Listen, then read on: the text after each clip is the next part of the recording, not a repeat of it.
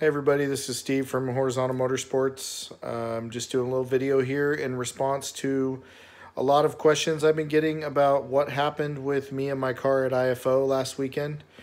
Lots of messages from people. I guess my post that I posted wasn't descriptive enough.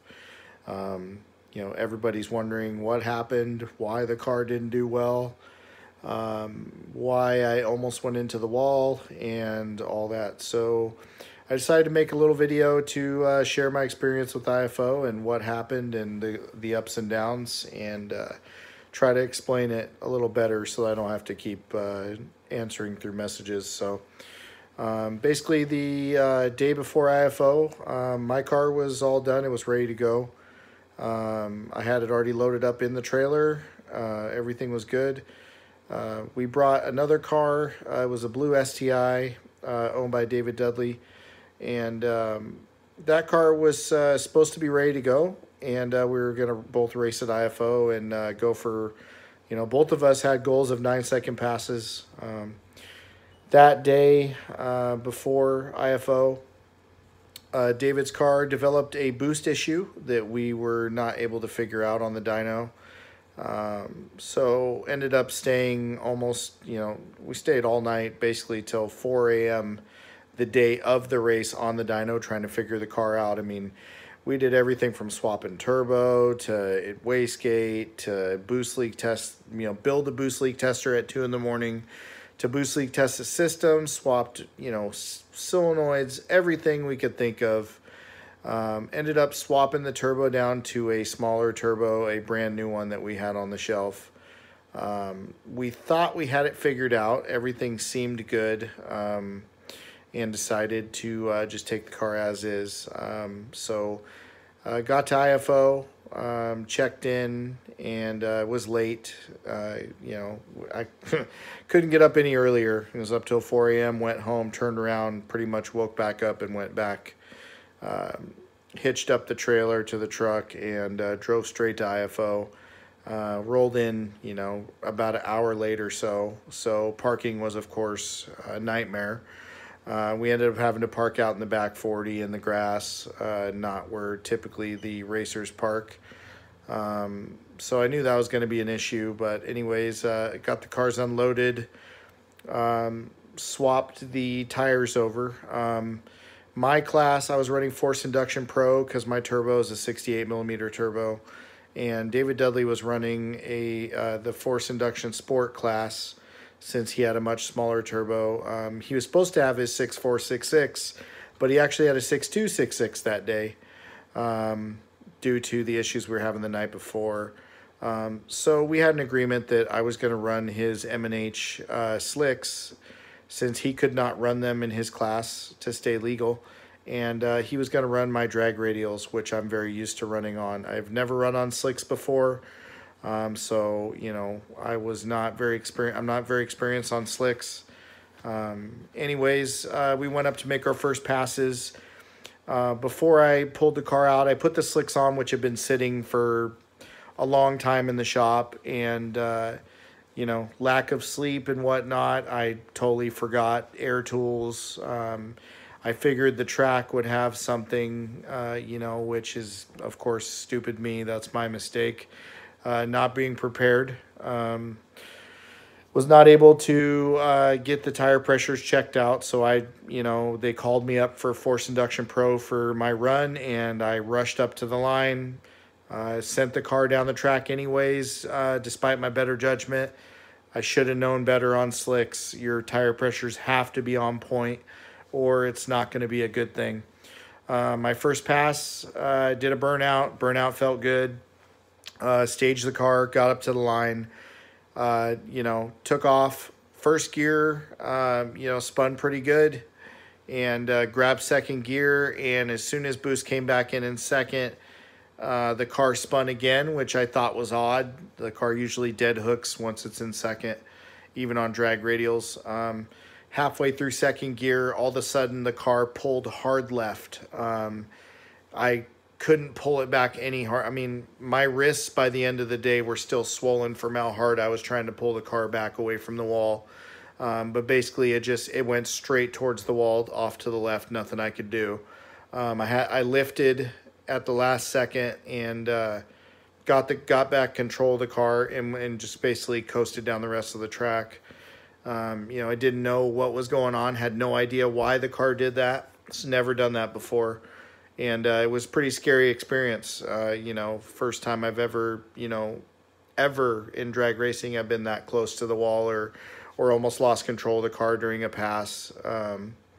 So I got back around to the pits and inspected the car.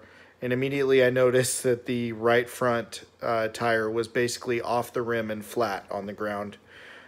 So basically the right front tire debeaded during that pass because of lack of air pressure. I didn't have the pressures right.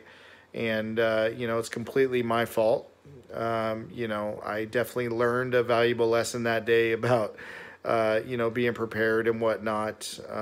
It's nobody else's fault but mine. I chose to ignore the air pressure, even though I knew I should have checked it. I sent it down the track anyways, which is never going to happen again.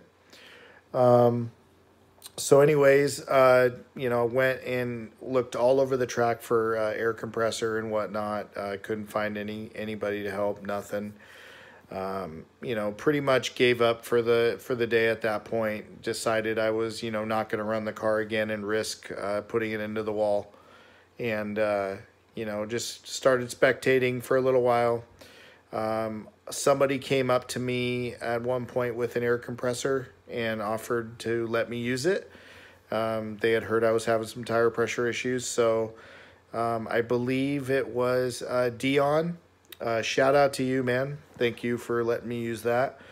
I got my tire pressures all aired up, got the tire back on the wheel, and got everything adjusted properly, and then, decided to go out and make some more passes. So, got back out there. Second pass, launch felt good. It was bogging a little bit, and then from second gear on, there was just no power. Couldn't figure out why, I was running wastegate all the way down the track, was only running 15 pounds of boost. Second pass was an 11.7 at 118 miles an hour, which is extremely slow for the car. Couldn't figure it out. I also developed a really bad noise from the engine after that second pass. So got back to the pits, checked over my data logs, and, sure enough, 15 pounds of boost on wastegate, which was, really odd. Couldn't figure it out. No boost leaks, no pipes off, nothing. The noise coming from the engine, traced it down to the alternator. The alternator decided to basically come apart. Sound like it had rocks going around inside of it. So, I, at this point, figured, I'm done for the day. There's nothing I can do. I can't fix it at the track. And so I was taking a break, and turns out everybody in my class started braking. So all the competitors were braking their cars. Nobody was making full passes. And I was somehow, even with my runs, my slow passes, I was still in Force Induction Pro and I qualified. So I was, it's hilarious, running 11s in Force Induction Pro. I mean, never thought I would qualify or, compete. But anyways, I actually had a shot at winning the thing, which was hilarious. So I decided to take the car back out and just run it. I mean, worst case scenario, it's going to run 11s and be slow, but maybe I can finish and get some money out of it. And if the alternator explodes, it explodes, whatever. The motor sounded fine. So took it out for a third pass, launched it. This time I noticed that out of first gear, the car felt really strong.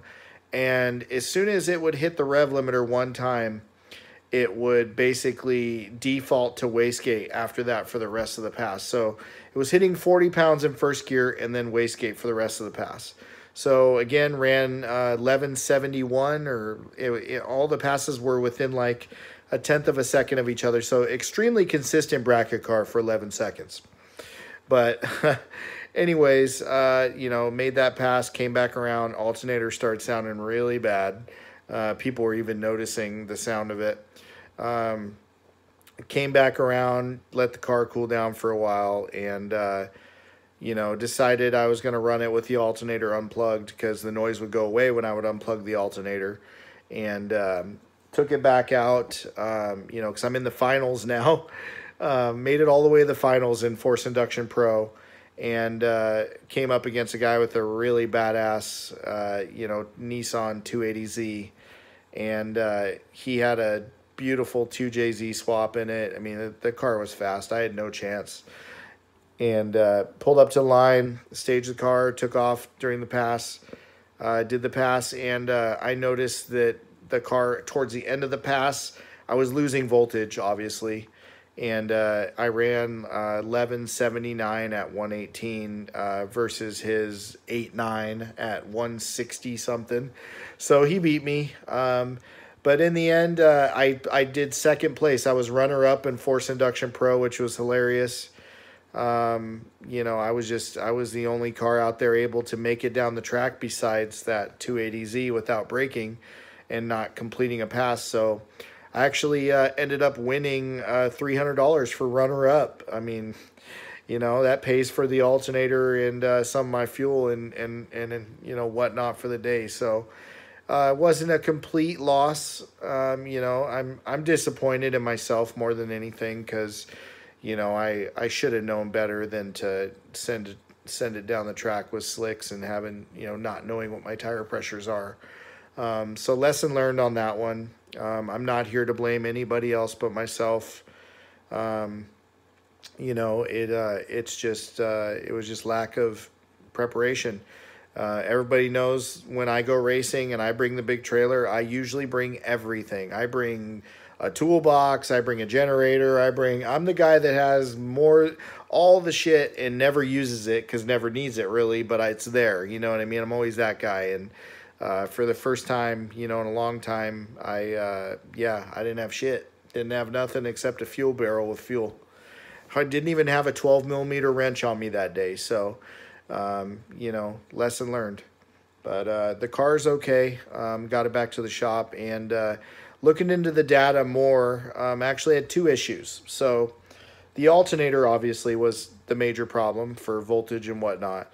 But the reason why the car was running on wastegate is because I'm running a 4-bar map sensor. And I was running on the dyno. I pushed it real close to the edge of that map sensor's limit. I was around 42 pounds on the dyno when it, before IFO. And what I noticed is whenever I would launch the car and do a burnout, the burnout felt super strong. And then first gear felt great until it really hit full boost and would bounce off the rev limiter when I go to grab second. Well, I didn't notice at the time, but on the last pass, the check engine light would come on. And I thought it was a voltage issue. Well, stupid me. It's going to boost a little more when it pops off the rev limiter at the track with that kind of load on it. And I was actually maxing out the map sensor. So the ECU was going into failsafe after first gear and then on wastegate for the rest of the track. So I've got a 5-bar map sensor for the car now, and that's going to be installed before I go out next, and should be good. So the car's okay. Motor's still great. Checked the oil. Oil's clean. So she survived IFO. Didn't put on as good a performance as I wanted to. But at least it's still together and I can race again. So hopefully that takes care of everybody's questions. And I think I'm going to do some more blogging like this with the car to kind of keep people up to date. Because, a lot of people have a lot of questions about the car and are very interested in the car. And I really appreciate everybody's support online with the car. And, I've never had a car together at this level, so I'm still learning. And it's one thing doing it for customers, but for myself it's a little different. I'm still getting used to things. So hopefully my next run out there I can put some power down and actually drive the car and get that 9-second pass that I know it has in it. So until next time, talk to you later, guys.